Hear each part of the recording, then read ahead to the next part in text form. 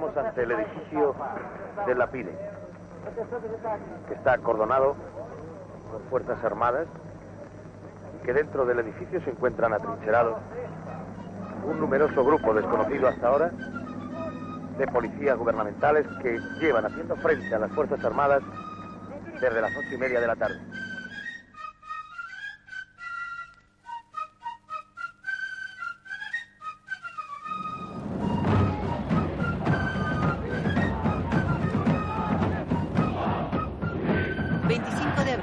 La dictadura cae en Portugal.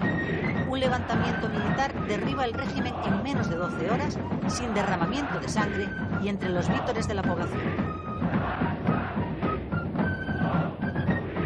Un equipo de televisión española, dirigido por Manuel Alcalá, marcha inmediatamente a Lisboa. Es una orden directa del ministro de Información, Cabanillas, que quiere que se recoja sobre el terreno todo lo que esté sucediendo allí. De este pabellón, el doctor Marcelo Caetano fue trasladado a las 5:30 aproximadamente de esta madrugada al aeropuerto de Oporto, desde donde en un avión el doctor Marcelo Caetano y el expresidente Américo Tomás fueron deportados a la isla de Madeira. El documento de urgencia no admite dudas. Se trata de un imparable movimiento popular por la libertad. El ministro Cabanillas pretende que sus compañeros de gobierno vean aquello y saquen sus conclusiones. Lo pasamos en el cine del ministerio, en presencia del presidente y de varios ministros. Confieso que ante la evidencia de la grabación y del contenido de los hechos que veíamos, me produjo cierta sorpresa algún comentario. Un comentario muy específico de la época. Uno de nuestros compañeros dijo: esto se hubiese resuelto con una compañía de la Guardia Civil. El reportaje nunca fue emitido al público. Toda la información que Televisión puede dar sobre la revolución pacífica en Portugal es censurada. El gobierno se resiste a afrontar la realidad.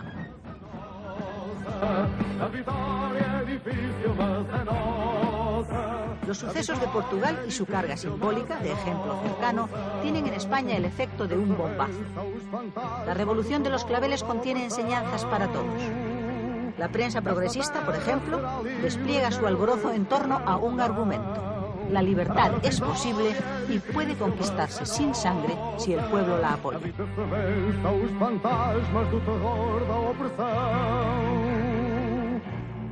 Para otros, el ejemplo es de índole contraria. Ha bastado un empujón para que 48 años de salazarismo se desplomen en silencio. Las masas que aclamaban a Salazar o a Américo Tomás se han esfumado. Ahora aplauden sobre las ruinas de la dictadura y abrazan a los soldados de la revolución. Yo juzgué que había que tomar nota y anticiparse, o una de dos. O vigorizábamos nuestras instituciones y las modernizábamos poniéndolas al día, o el régimen perdería definitivamente su espacio de futuro. ¡Compañía de Ana! Lo ocurrido en Portugal hace que los ojos de los españoles se vuelvan aquellos días más que nunca hacia las Fuerzas Armadas. Sobre todo hacia el ejército, el más implicado tradicionalmente en la vida política española. La razón es simple. Desde hace años existe en el país el íntimo convencimiento de que el futuro de España va a estar dirigido por un militar. Casi siempre se piensa en un general más bondadoso, en un general menos complicado con la guerra civil, un general más aceptable por las fuerzas incluso democráticas, y realmente no se piensa que don Juan Carlos, que la fórmula de la sucesión prevista sea la fórmula que va a regir en el futuro de España. El teniente general Díez Alegría es el prototipo del militar ilustrado. Goza de un enorme prestigio en las Fuerzas Armadas. Se mantiene alejado de cualquier posición política y es contrario a que los ejércitos se inmiscuyan en los asuntos políticos de la nación. Quizá, piensan unos y otros, aceptaría en un futuro presidir un gobierno de amplia coalición. Esta imagen, no buscada por él, de militar ponderado e independiente, le ha generado la simpatía de muchos y la hostilidad de otros tantos. En él se posan entonces muchas miradas, y eso le va a costar caro.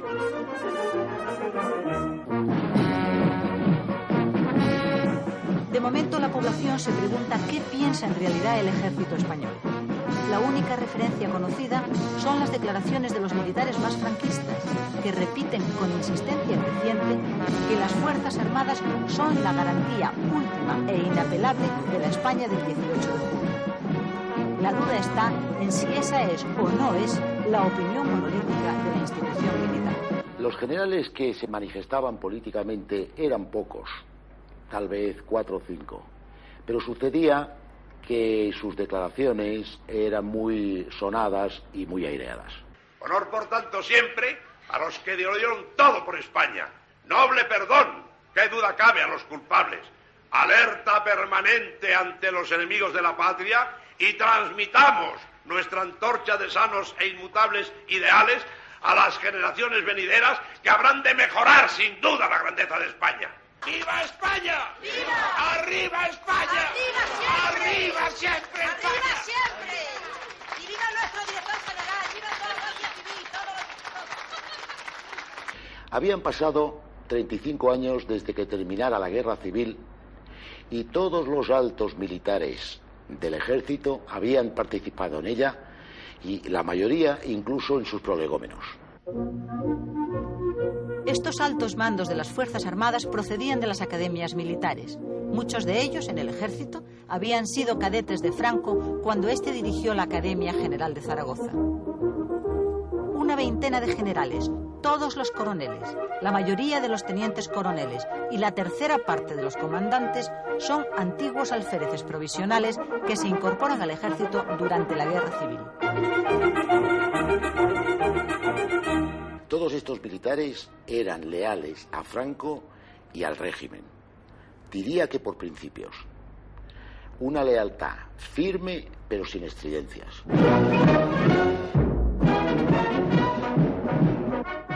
De teniente coronel para abajo hay 10.000 oficiales, hombres que proceden todos de la academia y que no han hecho la guerra. Precisamente la abundancia de altos mandos procedentes de la guerra civil es la causa que ha dificultado su ascenso y que les ha obligado a pasar más de 20 años de su vida profesional en los empleos de teniente y capitán.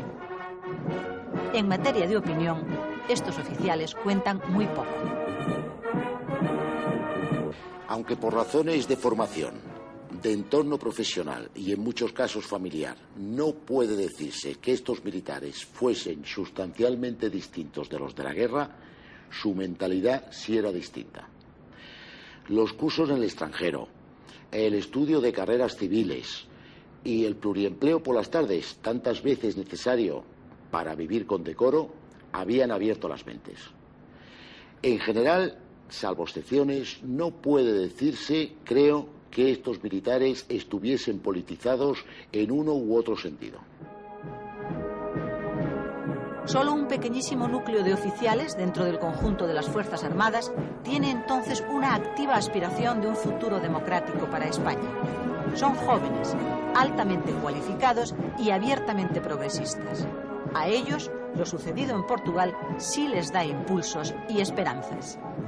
Lo ocurrido en Portugal significó un gran entusiasmo para la mayoría de los militares que teníamos ya una ideología más o menos democrática.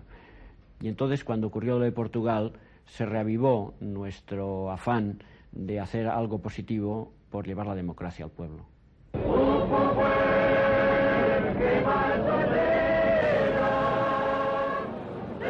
Para la oposición de izquierdas resulta imposible no ser optimista. Miles de españoles viajan a Lisboa en los días siguientes al levantamiento. Quieren saber cómo se vive una revolución pacífica. Quieren asistir al momento en que los presos políticos salen de las cárceles y recuperan la libertad. El 25 de abril portugués va a determinar muchos de los acontecimientos políticos que habrían de producirse enseguida en España.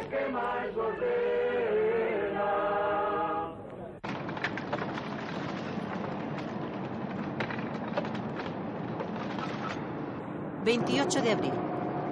En las páginas del diario Arriba, órgano oficial del movimiento, sale publicado un manifiesto de José Antonio Girón que suena como un aldabonazo en la vida política española.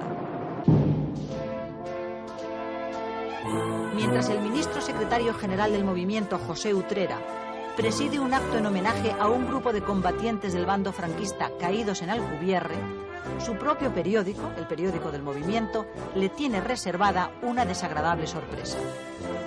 La bomba política del momento, un frontal ataque de Girón a la política aperturista y a quienes la defienden dentro y fuera del gobierno.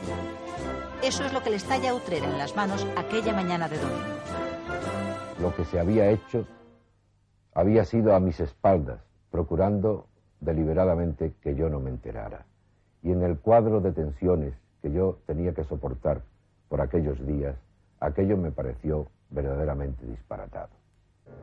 El propósito declarado de José Antonio Girón es el de asestar un certero y definitivo golpe a Pío Cabanillas.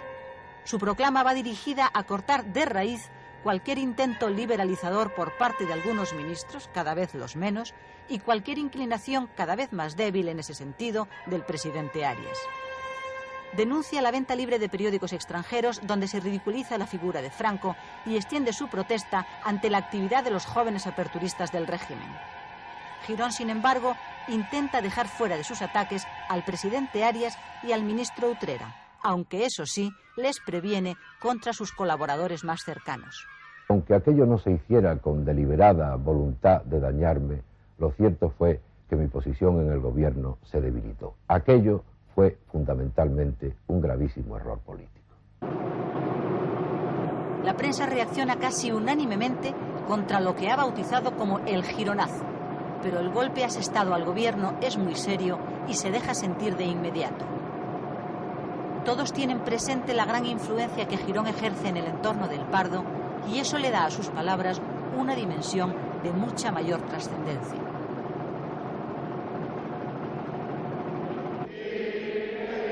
Dos ministros quedan tocados tras el gironazo. Uno, el propio ministro del movimiento, Utrera, porque ante la prensa, ante la opinión pública y en realidad también ante una parte del gobierno, es asociado desde entonces y ya para siempre a las posiciones ultras de José Antonio Girón. ¡Arriba España! El otro ministro tocado por el gironazo es el ya muy debilitado Pío Cabanillas, quien ante un sector del gobierno también, ante los guardianes del régimen y ante el propio Franco, es el culpable de la mala influencia que la prensa está ejerciendo sobre la opinión pública. Carlos Arias le da la espalda. A Carlos Arias se le plantea la necesidad de definirse entre alguno de sus ministros o algunos de sus ministros y un político que tiene la dimensión de pegada que en aquel entonces tenía el señor Girón. El presidente Arias odia y teme al mismo tiempo a los ultras, pero acusa profundamente el golpe y cede ante sus presiones de un modo muy visible. El primer asalto con público del combate entre aperturistas e inmovilistas ha sido ganado claramente por los ultras. El clima político se crispa. La apertura sigue tercamente su camino, mientras la intolerancia arrecia. La película La prima angélica de Carlos Saura es un ejemplo. La presencia de un falangista con el brazo en alto, escayolado, es considerada como un insulto al espíritu del movimiento. Los cines que la proyectan sufren múltiples atentados. Miguel, ¿qué ha sucedido, hijo? Nada, un poco de metralla. Dentro de unos días al frente otra vez. Válgame Dios. ¿Y la guerra cómo va? No puede ir mejor. Madrid está al caer. Otro ejemplo. Las autoridades prohíben la difusión de esta versión pop del Cara al Sol porque es considerada también como una humillación y una falta de respeto al espíritu del 18 de julio. Cara al sol con la camisa nueva que tú bordaste en rojo ayer.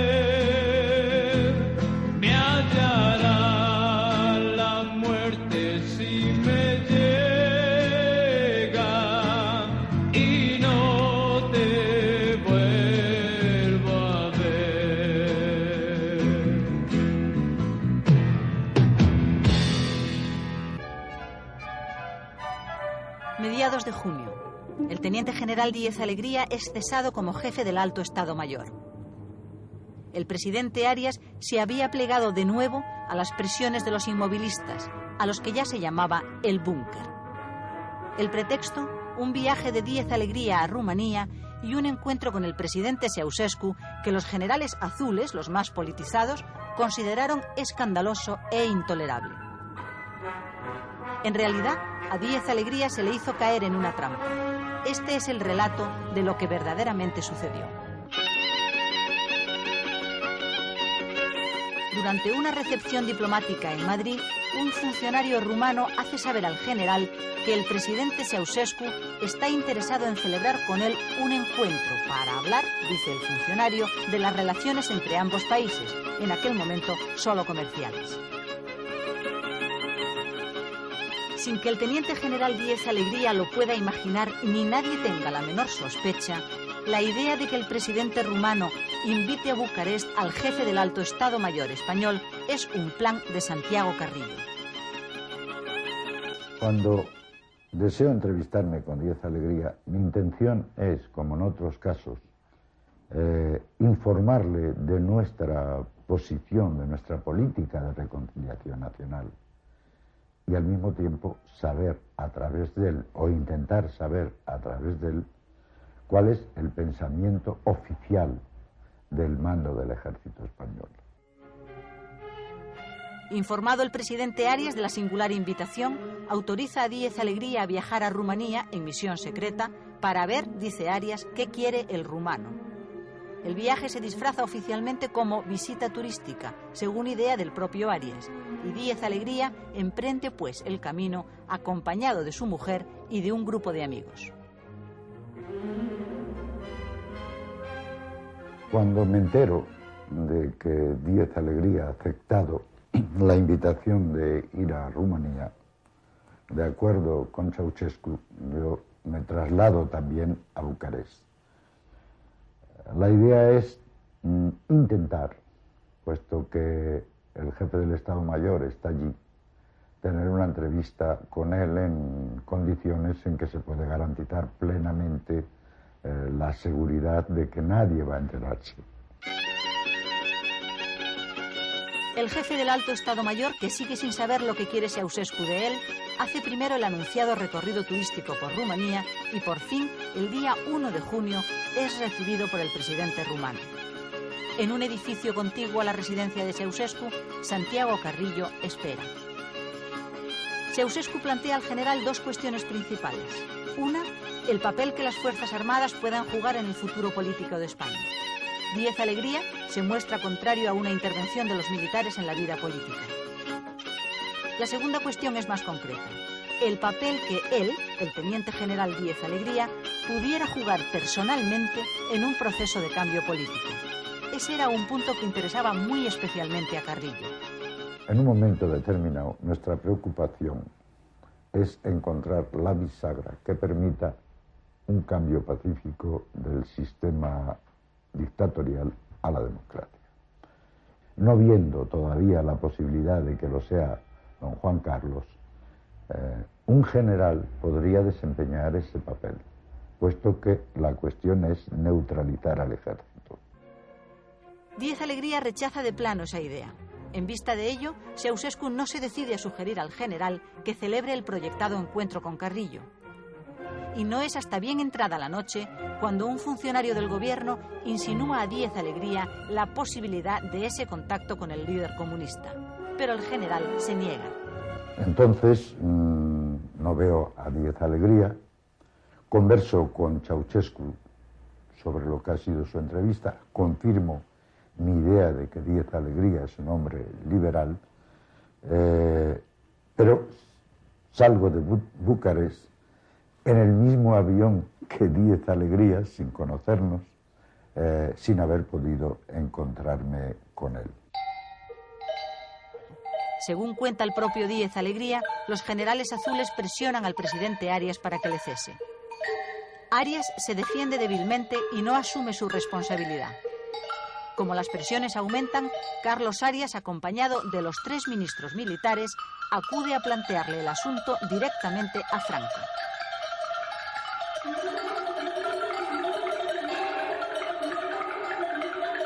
Franco pregunta a Arias si él ha autorizado aquel viaje, y Arias dice que no. El jefe del Alto Estado Mayor es cesado.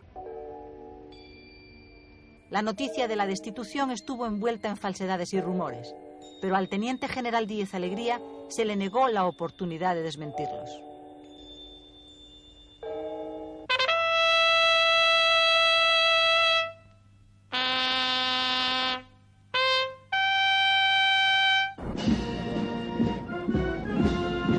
A aquellas alturas del año, mediados de junio, el franquismo intransigente había ganado del todo la primera batalla contra el aperturismo.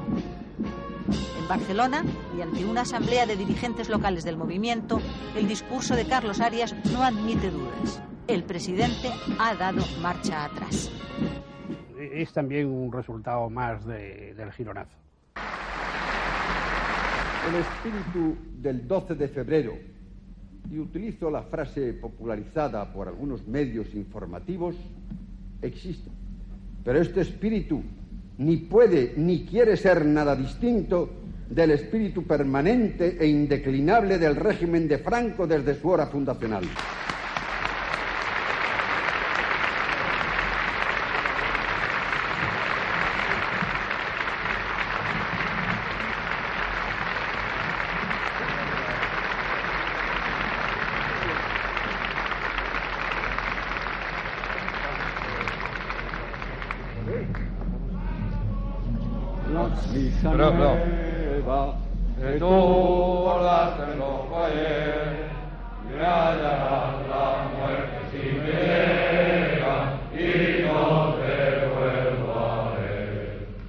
El discurso del presidente del gobierno en Barcelona representó una rectificación de sus posiciones anteriores. Tengo la impresión de que aquel giro, aquel cambio, se debió al consejo del jefe del Estado, que en ningún momento revistió, a mi juicio, caracteres de imposición. Desde ese instante ya no hay política de apertura. Arriba está amanecer, en España empieza a amanecer. España, una, España, grande, España, libre, arriba España, arriba, viva Franco, viva. Haya los muertos que entierren como Dios manda a sus muertos. 23 de julio. El Partido Comunista de España celebra en Ginebra un multitudinario mitin al que acude desde Moscú Dolores Ibarra, la pasionaria. Somos el ser que se crece, somos un río derecho, somos el golpe temible de un corazón. Los movimientos políticos se están sucediendo con rapidez vertiginosa aquel verano de 1974. Mientras la España oficial da por muerto el espíritu del 12 de febrero, el líder comunista Santiago Carrillo está intensificando sus contactos con otras fuerzas políticas españolas. Quiere crear un frente único de oposición al régimen. Sus apariciones públicas se hacen cada vez más frecuentes.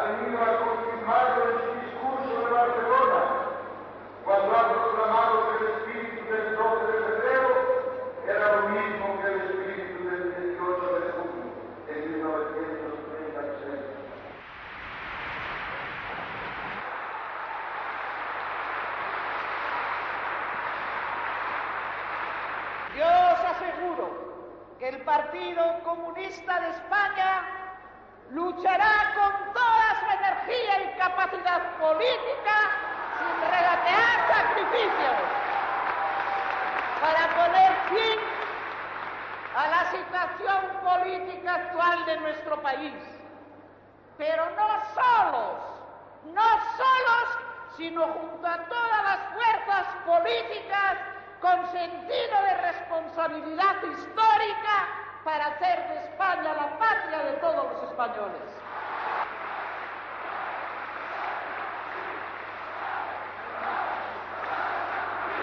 Camaradas, hasta Madrid.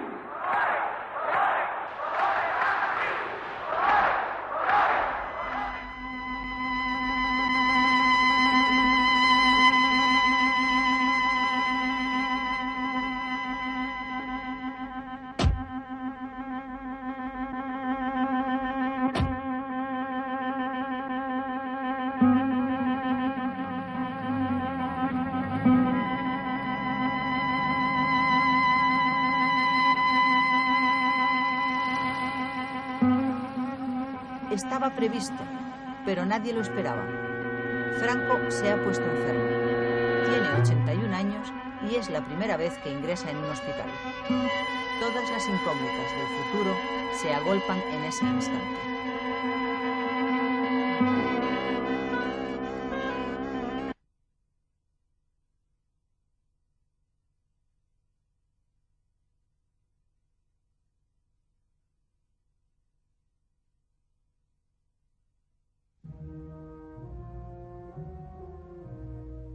Vicente, esto va a ser una bomba política. Mi general, la bomba sería el que usted la espichara. Tras esta cruda conversación entre Franco y su médico personal, Vicente Gil, el jefe del Estado ha aceptado ingresar en el hospital.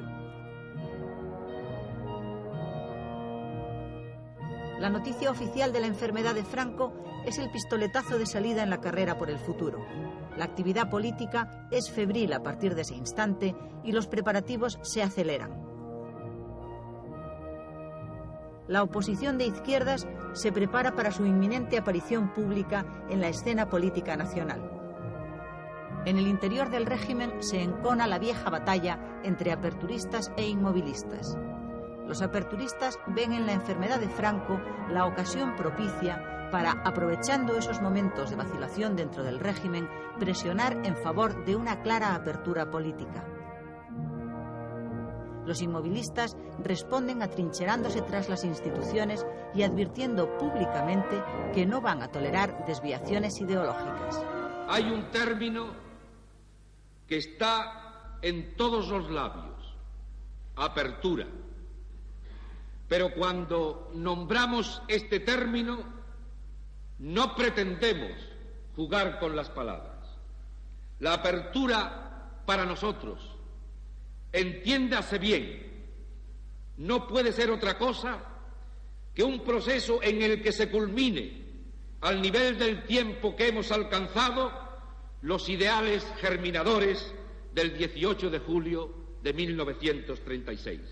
No es apertura aquello que rompe la fidelidad de nuestros orígenes, que represente abandono de las esencias doctrinales y políticas que han dado su dignidad espiritual a la legitimidad del régimen. Que quede esto bien claro.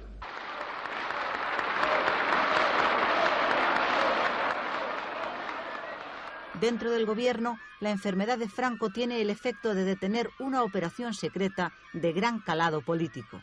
Un plan para desmantelar la Secretaría General del Movimiento, el Ministerio del Partido Único. Las copias del borrador del decreto llegan a manos de su titular. Al tener en mi poder los decretos que disolvían la Secretaría General del Movimiento, puesto que se repartían sus funciones entre el resto de los departamentos ministeriales, tuve conciencia evidente de que lo que se pretendía era aniquilar el movimiento, que era el único que se resistía a la liquidación del régimen. El desafío político sobre el futuro es ya a vida o muerte, pero todavía es imposible saber quién va a ganar la partida.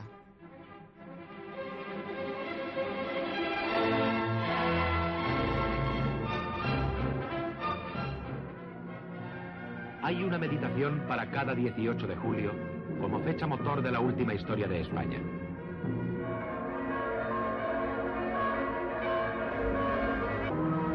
El 18 de julio de 1936 fue una ocasión histórica con vocación fundacional. Este de 1974 es el primer 18 de julio que se celebra sin la presencia de Franco. Todo un símbolo para la clase política española. El estado de salud de Franco no le permite hacer frente a sus responsabilidades como jefe de Estado, pero los compromisos internacionales tampoco permiten prolongar por más tiempo esta situación. Nadie se atreve a plantearle al enfermo la conveniencia de que ceda sus poderes al príncipe de España. Una vez más, es su médico personal, Vicente Gil, quien aborda claramente el asunto. Franco acepta.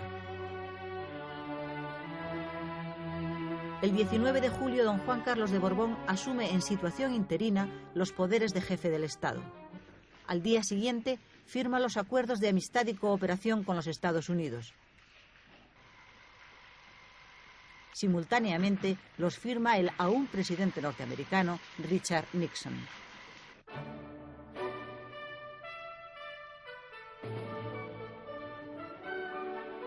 El príncipe de España, que había sido designado por el propio Franco como su sucesor en la jefatura del Estado, en contra de la opinión de influyentes familias políticas del régimen, vive por entonces políticamente aislado. Por una parte, Franco nunca quiso aconsejarle sobre el modo en que debía gobernar en el futuro. Usted tendrá que gobernar de otra manera, le solía decir. Por otra parte, el papel efectivo que la clase política franquista parece tenerle reservado es muy secundario. Los contactos que se le facilitan oficialmente son insuficientes para que el futuro rey pueda conocer verdaderamente la auténtica España sobre la que habrá de reinar.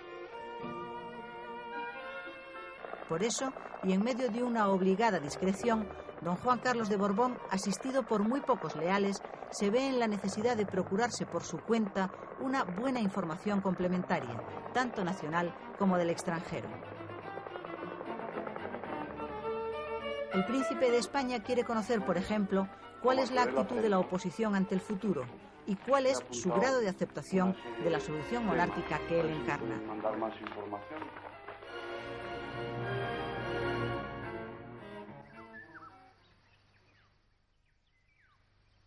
En la primavera de ese año 1974 recurre a un viejo amigo de la infancia y de la juventud.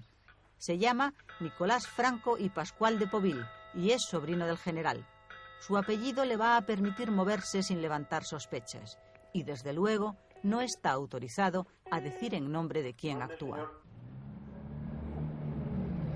Nicolás Franco llega a hablar con representantes de toda la oposición. Sus contactos se detienen de momento en el PSOE. Con Felipe González, Isidoro en aquellos tiempos de clandestinidad, la cena a tres en casa de José María Armero fue sumamente interesante. Si pensamos que por aquel entonces el Partido Socialista tenía un discurso mucho más radicalizado, un hecho que me llamó la atención fue que al mencionarle mis contactos con otros grupos socialdemócratas, Felipe fue tajante y dijo que él no renunciaba a todo lo que es la socialdemocracia y a ocupar su espacio político. El resultado de las conversaciones iniciales de Nicolás Franco con la oposición se refleja en un comentario acompañado de un gráfico que le hace llegar al príncipe. Pero allí falta un elemento importante, la posición del Partido Comunista de España. En ese verano, Nicolás Franco intenta, por mediación de José María Armero, una cita con Carrillo. El líder comunista, aún desconociendo el nombre de su interlocutor y sin saber tampoco quién le envía ni para qué, acepta el encuentro. Yo acepto la entrevista más que nada por curiosidad. Quería saber qué pensaba ese hombre y al mismo tiempo también era un conducto para hacer llegar a sectores muy distantes de mí lo que pensábamos nosotros. El encuentro se celebra en el restaurante Le Vert Galant de París. El líder comunista llega el primero. Allí estaba Santiago Carrillo en el bar esperándonos y después de unos pequeños cambios de bromas, entre ellas de que él no tenía cuernos ni rabos y yo le manifesté que tampoco me comía a los niños proletarios, empezamos a hablar en serio. Yo no llego en ningún momento a saber en nombre de quién viene Nicolás Franco Pascual de Povil. Pienso que viene en nombre de algún sector del régimen descontento, crítico, que está buscando una salida. Y lo pienso porque en el transcurso de la conversación Nicolás Franco me da elementos suficientes para comprender que él está pensando también en un cambio de sistema. No puso ninguna condición para ayudar al proceso hacia la democracia y yo diría que sus condiciones fueron inclusive menores que las de los demás grupos que yo entrevisté. Él indudablemente consideraba al príncipe una continuidad de Franco, pero le daba el elemento de la duda.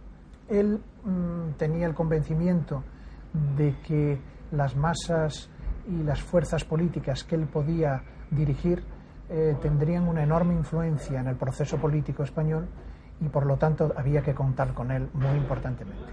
Claro, la democracia va a ser real si los comunistas podemos jugar en ella. Si es una democracia restringida, reducida, no sería, desde nuestro punto de vista, y pensamos que para Europa, un auténtico cambio democrático. En cuanto a la legalización del Partido Comunista, no era el momento y no se planteó. De los contactos celebrados por Nicolás Franco se desprende lo que era una realidad. Las fuerzas políticas de oposición, especialmente la izquierda, o rechazan el papel del príncipe en el futuro o ni siquiera llegan a tener en cuenta su existencia. Si Juan Carlos llega al trono traído por Franco, el Opus y el movimiento no podrá establecerse más que manteniendo una dictadura mucho más dura. Contra esa monarquía nosotros diremos democracia, libertad, república. En una cena que convoca Joaquín Garrigues Walker en Aravaca, 20 o 30 personas bastante significativas, señalamos nuestro pensar sobre qué va a ocurrir en el futuro de España. Y es curioso que ninguno señala lo que luego ocurrió. Nadie pensó que don Juan Carlos iba a traer una monarquía popular y representativa. A comienzos del 74 no se tenía conciencia de que hubiera absolutamente ninguna relación de miembros del partido con el príncipe. Y yo creo que se podría decir incluso que en los análisis políticos que el partido hacía no se contaba, para entendernos, no se contaba con la persona o con la figura del príncipe como un elemento que influyera o incidiera en el propio análisis político.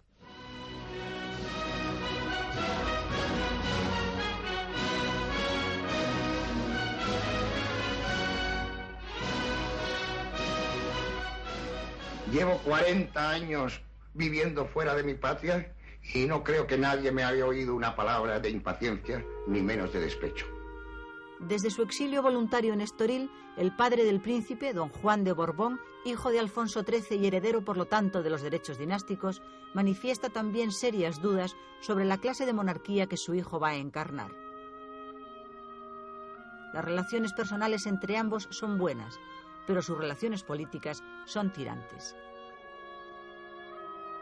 Existe un periodo de tiempo en el que don Juan de Borbón, heredero de la corona, pero heredero también de la idea y de la necesidad de una monarquía popular, no está convencido que ese va a ser el régimen que va a suceder al franquismo. ¿Por qué? Probablemente por las gentes que rodean, o por algunas de las gentes que rodean a su hijo, don Juan Carlos, entonces príncipe de España. Es una época de incertidumbre en la que don Juan está enormemente preocupado, se ve con muchas gentes, quiere saber qué es lo que va a hacer su hijo, quiere saber qué es lo que piensan los que rodean a su hijo. La relación con su hijo es la de siempre. Una, digamos, incompatibilidad política, porque entiende que su hijo encarna una monarquía autoritaria y él ha luchado siempre por una monarquía democrática, pero se esfuerza por mantener una relación que siempre ha sido cordialísima en el orden familiar. Tan solo algunos miembros del régimen, los llamados evolucionistas, y un pequeño sector del reformismo moderado, como el Grupo Tácito, apuestan claramente por el futuro rey. Yo tengo confianza en el príncipe. Conozco al príncipe hace muchos años y soy consciente de que él será precisamente quien pueda conducir el cambio en este momento tan trascendental en la historia de España. También las Fuerzas Armadas, factor decisivo para cuando se produzca el momento de la sucesión, se muestran bien dispuestas a acatar la decisión de Franco. El príncipe Juan Carlos caía bien a los militares, entre los de la guerra porque había sido elegido por Franco y entre los de academia porque sintonizaba con nosotros.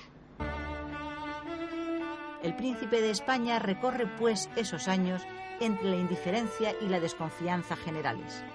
Su posición es por eso delicada y le aconseja discreción. Solo en contadas ocasiones y siempre para medios de comunicación extranjeros, don Juan Carlos de Borbón deja entrever cuál es su pensamiento para el futuro político español. No olvide, Vermeyen, que la esencia de nuestra monarquía está en la unión del rey con su pueblo. Cuando esta unión se rompe y el rey no sabe interpretar sus deseos y necesidades, se pierde la razón de ser de la institución. Por otra parte, la ley orgánica señala que la monarquía española ha de ser representativa y esta representación deberá ser real para cumplir el mandato de nuestras leyes. Se sabe que permiten una interpretación más liberal de la que encuentran ahora. ¿Vuestra Alteza Real está en favor de esta liberalización? No es posible, o por lo menos resultaría irreal, el dar una receta exacta de las normas a aplicar dentro de unos años cuando no se conocen todos los datos del problema. Lo que puedo asegurarle es que se aplicarán las normas que más convengan y que sean la expresión auténtica de los deseos de los españoles y que posiblemente no coincidirán con los de alguna minoría.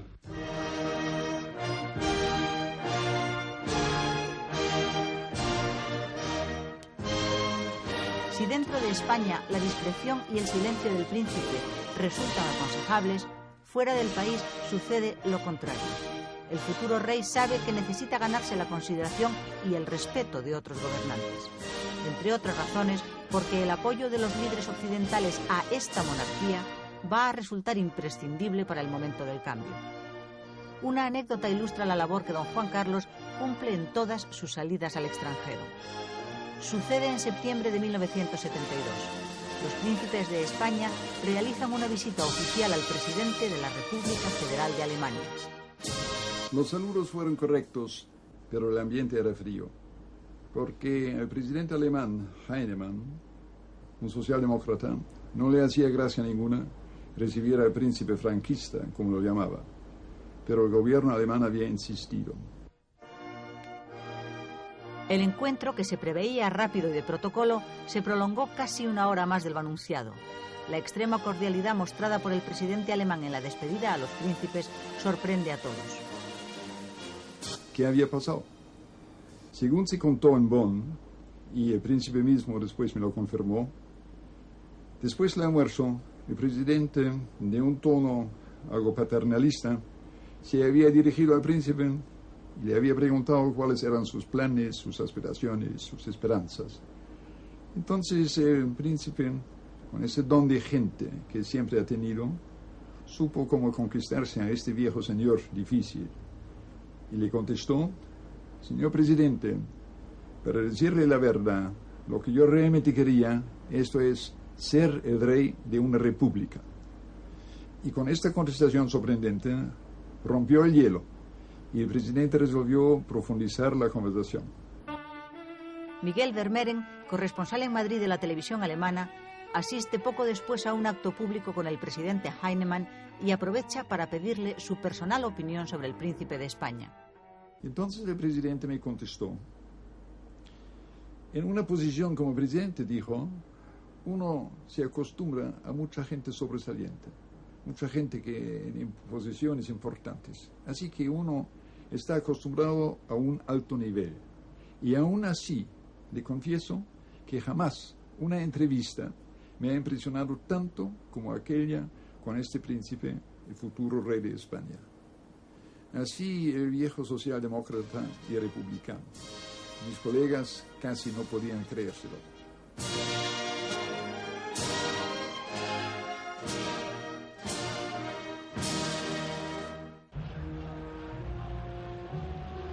...30 de julio. Franco se ha recuperado y abandona el hospital. A partir de ese momento se ponen en marcha en España dos operaciones políticas de sentido completamente opuesto. Por un lado, unos van a presionar para que el general se retire definitivamente y para que el príncipe de España asuma ya como rey y en vida de Franco la jefatura del Estado. Otros, por el contrario, van a tratar de conseguir que Franco reasuma el mando cuanto antes y se zanje así cualquier ilusión de liquidación del sistema.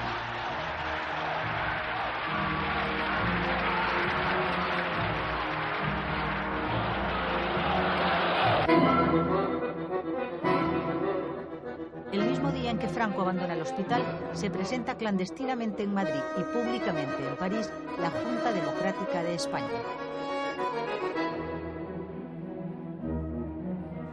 Le but c'est de rassembler toutes les formations politiques de l'Espagne qui veulent rétablir aussitôt que possible la liberté politique en Espagne. Et par ça, nous avons invité à toutes les formations politiques démocratiques et même des personnalités qui ont un rôle à jouer dans ces moments de transition et qui peuvent aider à cette cause pour le rétablissement de la démocratie. Nous pensons que la solution au problème d'Espagne réside dans la réalisation de la réconciliation des Espagnols, dans le dépassement de la guerre civile. Or, ce n'est pas possible que ce soit seulement les républicains qui règlent ces affaires. Il faut que l'ensemble des Espagnols qui sont pour la liberté et pour la démocratie s'unissent et luttent pour l'instaurer. Ça ne me gêne pas du tout. Les gens changent, évoluent, et je suis très content de voir que nous pouvons être ensemble aujourd'hui, ce que nous nous sommes combattus hier. El Partido Comunista es el núcleo principal de este bloque de oposición antifranquista al que se han sumado otros partidos menores de ámbito nacional y regional y también organizaciones sindicales, grupos profesionales y asociaciones de vecinos, así como personalidades como Rafael Calvo Serer, monárquico juanista, o el abogado Antonio García Trevijano. Estos dos últimos, junto con Santiago Carrillo, van a ser las cabezas visibles de la Junta Democrática de España.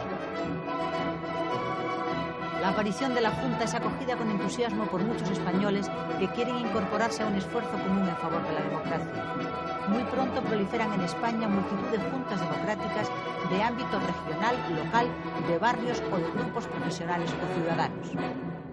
La Junta Democrática es una alternativa de poder, una alternativa de gobierno democrático, provisional, que garantice la implantación definitiva de la democracia en nuestra patria. Pero el proyecto de convertir a la Junta en el elemento aglutinante de toda la oposición, que era su objetivo inicial, se salda con un fracaso. Socialdemócratas, democristianos, liberales y sobre todo socialistas rechazan integrarse en el organismo. El partido no aceptó formar parte de aquella operación de la Junta Democrática por diversas razones. Pero yo creo que el elemento quizá destacable es que no creíamos en una operación que se fundamentaba en cosas que nosotros no estábamos dispuestos a aceptar. En primer lugar, el centro de toda la operación se articulaba en torno al Partido Comunista, como única fuerza política organizada. Lo demás eran más bien añadidos. Y, en segundo lugar, aunque el Partido Comunista jugaba muy bien la baza de las personalidades como el elemento fundamental de la operación de la Junta Democrática. Y, en segundo lugar, porque nos parecía, a mí en principio, y desde luego al partido, nos parecía que la estrategia se basaba en un análisis muy frágil. El pensar que don Juan de Borbón estaría enfrentado y en una alternativa totalmente distinta de la que en su momento pudiera significar su hijo, don Juan Carlos. Por tanto, se basaba casi en un pleito dinástico interno entre padre e hijo. A mí me parecía totalmente inverosímil el análisis y por eso lo rechazamos y por eso no fuimos nunca de los que estuvimos en aquellas especies de romerías que se hicieron con alguna frecuencia a Estoril. Por lo que se refiere a don Juan de Borbón, es sabido que lleva años manteniendo contacto continuo desde Estoril con representantes de la oposición y son bien conocidas sus claras posiciones en favor de la democracia. Por esa razón, los promotores del proyecto de la Junta le habían propuesto que encabezara la operación. La idea es que don Juan de Borbón haga unas declaraciones al periódico francés Le Monde a las que se iban a sumar públicamente después los partidos y personalidades que luego constituirían la Junta. Según el análisis de la propia Junta, esa toma de posición del conde de Barcelona le colocaría a la cabeza de la acción por un cambio pacífico político en España. Le hacemos la propuesta, la Junta Democrática, y le hacemos Antonio García Trevijano y yo le hacemos en nombre de la Junta Democrática de que se pronunciase claramente por la monarquía democrática en unas declaraciones. En principio, don Juan ve bien, el conde de Barcelona ve esta posición de la Junta, pero dice que quería hablar con su hijo. Y en efecto se celebró una entrevista el 9 de junio de 1974 en Palma de Mallorca. Y don Juan de Borbón, el conde de Barcelona, dice que hay que aplazar las declaraciones. Hay una gran discusión en Portugal en la que está también el señor Sainz Rodríguez y en la que don Juan no se presta a firmar, a encabezar ese documento. Eran unas palabras sensatas. Lo que pasa es que en política no basta con decir unas cosas determinadas, sino viene enseguida la pregunta: ¿quién ha sugerido estas palabras? Y claro, si políticamente se dijera en aquel momento en España, todavía vivo el general Franco, en fin, con la situación en que nos encontramos, se dijera que don Juan había pronunciado unas palabras sugeridas desde el extranjero por unas gentes que proyectaban constituir la Junta Democrática, eso hubiera sentado como una bomba dentro de España. No era oportuno. La noticia de la enfermedad de Franco es lo que precipita la presentación de la Junta, que inicia así su camino, coja en sus apoyos, pero con mucho vigor y con unos objetivos muy claros. Estos: formación de un gobierno provisional, amnistía política, legalización de todos los partidos, sin exclusiones, libertad sindical, reconocimiento de los derechos de huelga, manifestación y reunión, libertad de prensa, independencia judicial, separación de la Iglesia y el Estado, reconocimiento de la personalidad propia de los pueblos gallego, vasco y catalán, la celebración de una consulta popular para elegir la forma definitiva de Estado, es decir, monarquía o república, y la neutralidad política para las Fuerzas Armadas. Un mes después de la aparición pública de la Junta, se funda clandestinamente en Barcelona la Unión Militar Democrática. Son esos pocos jóvenes militares que, alentados por el éxito de la Revolución Pacífica Portuguesa, sueñan con un futuro de democracia para España. Fundamos la Unión Militar Democrática porque estábamos hondamente preocupados por la posibilidad de que llegase a producirse un enfrentamiento entre el ejército y el pueblo. Hay que tener en cuenta que el régimen franquista utilizaba constantemente el argumento de que contaba con las Fuerzas Armadas y de que si en un momento determinado el pueblo decidía adoptar la forma de una democracia liberal, decían ellos, el ejército no lo consentirá. Entonces, claro, esta utilización partidocrática del ejército al servicio de un régimen político que era odiado por el pueblo, nosotros, como oficiales, no lo podíamos consentir, y eso fue lo que nos llevó a fundar la Unión Militar Democrática.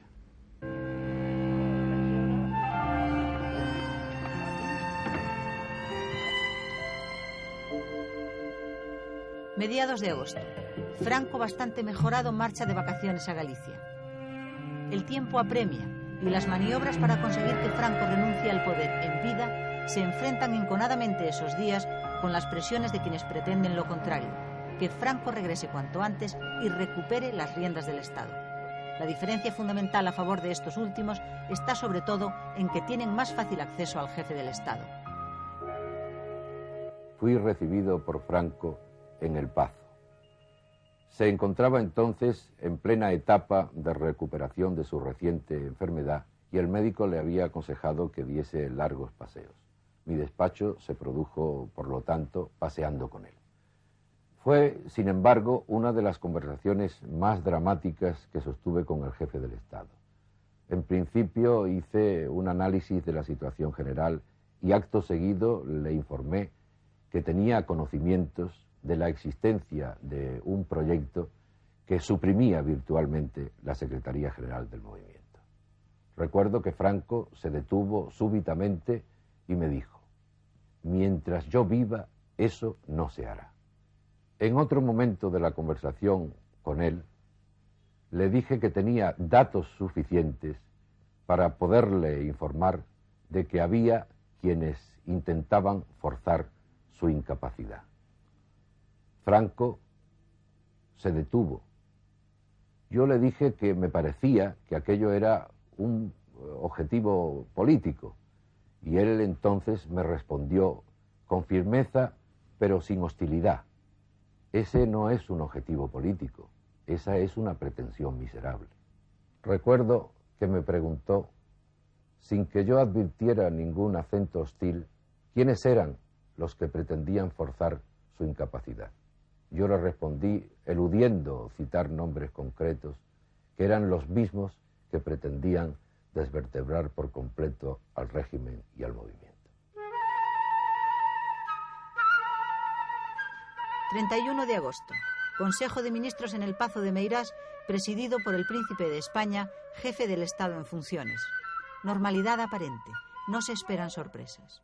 Terminado el Consejo, el Príncipe don Juan Carlos vuelve a Palma de Mallorca. El presidente Arias marcha a Asturias, donde pasa sus vacaciones.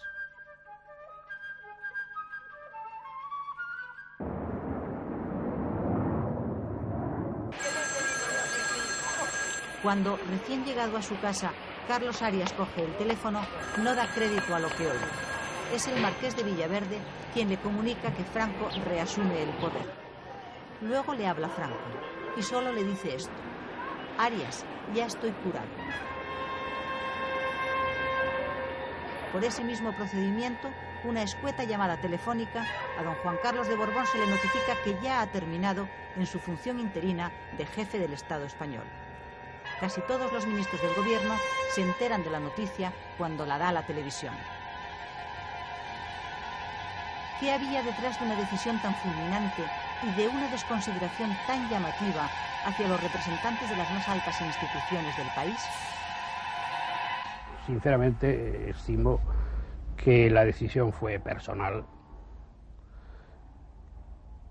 y calculada, y tan calculada que se toma justo cuando acaba de marcharse el avión del príncipe y acaba de marcharse también el presidente del gobierno. No se transcurren muy pocas horas. La decisión de Franco es en efecto calculada, pero de ningún modo repentina. Franco tenía decidido en secreto su regreso desde por lo menos 2 días antes de que el Consejo tuviera lugar, y así se lo había confesado a uno de sus ministros. 2 días antes de celebrarse el Consejo de Ministros en La Coruña, Franco me dijo que había decidido reasumir sus funciones y que pasado un tiempo prudencial trataría de reconsiderar su decisión. Le pido, me dijo, que sea discreto y no comente lo que le digo. Y a continuación me dijo, ¿cuál es su opinión? Y yo rápidamente le dije que debe volver para realizar un cambio empezando por mí, pero que debe volver. Y entonces Franco me contestó, es necesario.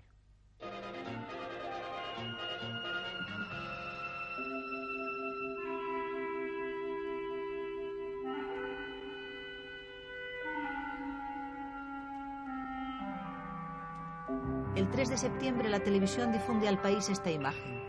Franco vuelve a jugar al golf. Y este mensaje: España vuelve a la normalidad. Pero no es así. Las posiciones para el momento de la muerte del general se han tomado en todos los ámbitos de la vida española. El ensayo general para el futuro está hecho. Y se ha comprobado ya que la batalla va a ser difícil. Para todos.